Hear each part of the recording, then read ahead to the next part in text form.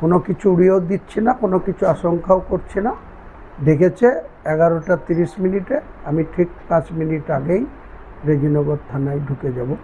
কর্মীদের উদ্দেশ্যে কি বার্তা দিয়ে যাচ্ছে? কর্মীদের একটাই কথা বলবো, তারা হয়তো অনেকে ইমোশনালি আবেগে বা কেউ পার্টির চেয়ারম্যান হিসেবে, হিতাকাঙ্ক্ষী হিসাবে কেউ হয়তো কোনো রকম উচ্ছৃঙ্খলতা যাতে না করে, কেউ যাতে কোনো প্ররোচনায় পা না দেয়, তারা যাতে শান্তিতে থাকে, তারা যাতে যে কটা দিন যদি আমাকে জেল কাস্টডিতে পাঠায় যেতে হয়, তো সেটা যাতে এলাকায় তারা নিজের শান্তিতে থাকে, শান্তভাবে থাকে, কোনো প্ররোচনায় পা না দেয়, কারোর সঙ্গে কোনো ঝামেলায় না জড়ায়, এটাই বলবো।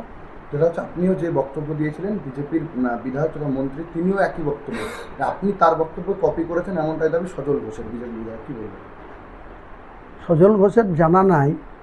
সজল ঘোষের যে পার্টির বিধায়ক, সেই পার্টির অন্ততপক্ষে 30 জন বিধায়ক আমাকে বিধানসভার লবিতে, বাইপাসের ধাবাতে, বিভিন্ন জায়গায় আমাকে তারা অকপটে স্বীকার করেছে, যেটা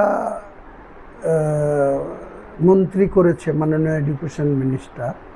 তার বহু আগে নির্বাচনের প্রাক্কালে আমি এই কথাটা বলেছিলাম। তখন পার্থক্য ছিল, তখনকার শাসক দলের বিরুদ্ধে বলেছিলাম।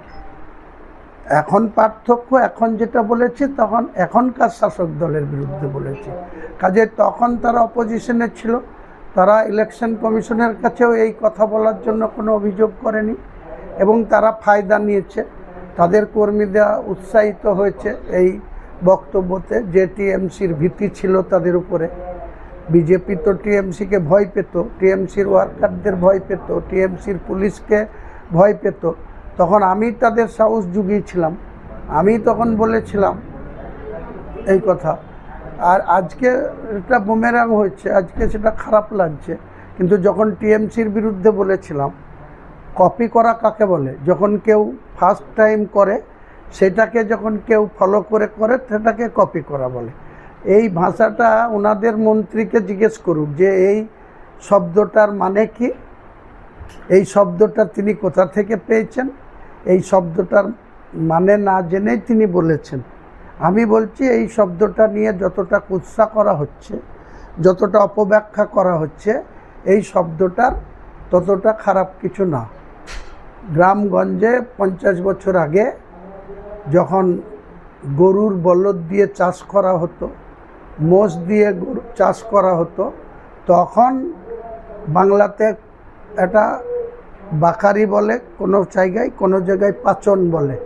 তার মাথায় চামড়ার একটা বেঁধে সেটা দিয়ে গরুকে কন্ট্রোল করা হতো, মোষকে কন্ট্রোল করা হতো, যেটা জমি চাষ করতে গিয়ে। সেটাকে অন্য ভাষায় বলা হয় সাটা, যেটাকে পাচন বলে সেটাকে আবার সাটা বলে।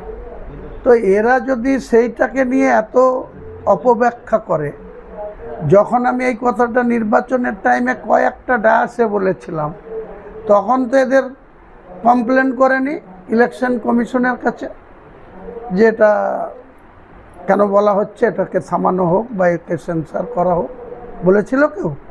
বলেনি। তারপরে যদি সজলবাবু যেটা বলছেন, আমি বলবো যদি ওনাদের এডুকেশন মিনিস্টার, আমাদের রাজ্যের এডুকেশন মিনিস্টার এটাকে কপি, আমার বলাটাকে কপি করেছে, আমি কারো বলাতে কপি করিনি। আমি নিজেই বলেছিলাম নির্বাচনের আগে এই কথাটা।